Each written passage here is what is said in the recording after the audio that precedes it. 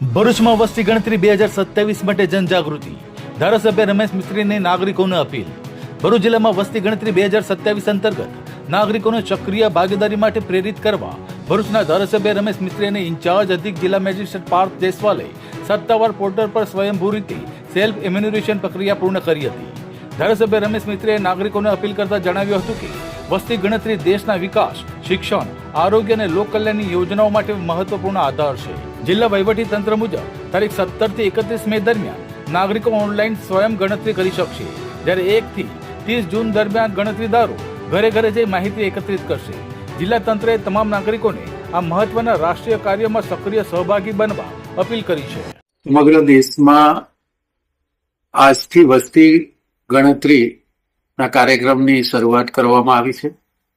આજે મેં પોતે મારા મોબાઈલથી, લેપટોપથી, સેલ્ફ એમ્યુનેશન સિસ્ટમથી સરકારે જાહેર કરેલા પોર્ટલના માધ્યમથી મેં મારું રજીસ્ટ્રેશન કરાવ્યું છે.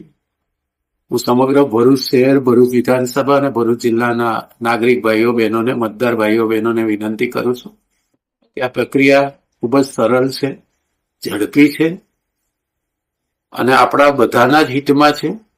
સરકારે આગામી દિવસોમાં વિકસિત ભારત બનાવવાની જે કલ્પના કરી છે એ પ્રક્રિયાને મજબૂત કરવા માટે આ વસ્તી ગણતરીનો ફેઝ 1 જે આપણે પોતે આપણા મોબાઈલ કે લેપટોપથી એમાં જોડાવાનું છે, કરવો ખૂબ જરૂરી છે.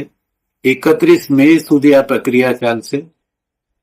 આપ સૌને તમામ પ્રકારની માહિતી આ પોર્ટલ વિશે જુદા જુદા માધ્યમો દ્વારા આપવામાં આવી રહી છે. ફરીથી હું તમામ નાગરિક ભાઈઓ બહેનોને વિનંતી કરું છું કે આ ખૂબ જ સરળ અને નાગરિક તરીકે આપણા બધાની પોતાની આ ફરજ છે.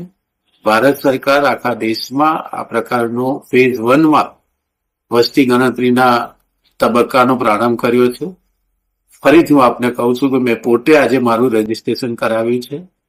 બીજો તબક્કો 2027માં આવે પહેલા આજે આપણે આપણું પોતાનું ભારત સરકારના પોર્ટલ ઉપર રજીસ્ટ્રેશન કરાવીએ અને સરકારના અભિયાનને ખૂબ જ મદદ કરીએ અને વિકસિત ભારતનું જે અભિયાન છે ભારત સરકારનું, એમાં પણ આપણે મદદરૂપ થવા માટે સંકલ્પબદ્ધ થઈએ.